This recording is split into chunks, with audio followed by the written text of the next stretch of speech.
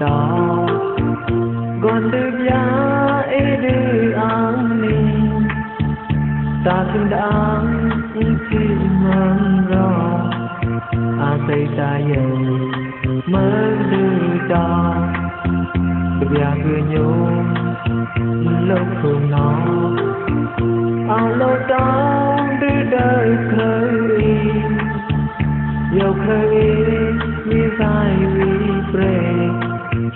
đưa đời khơi đã đưa nhà chị sẽ cứ nhung rồi lâu vì tao thì chỉ muốn nghĩ giới đam mất vô em lâu lại thèm rất vui mơ rất đưa lâu yêu em lâu lại em tay đưa lâu cứ lắng sang trang đón em lâu kia khơi đã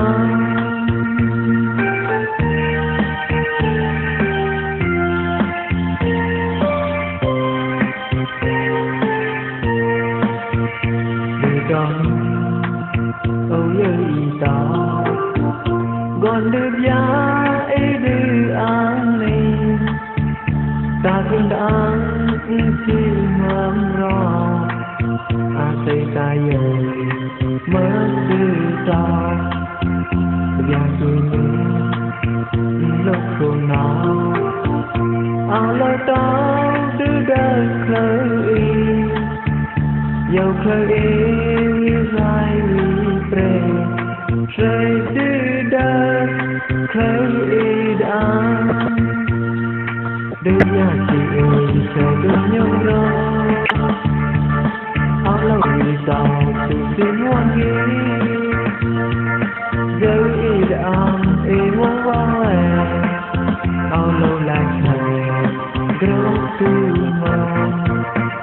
group từ lâu yêu em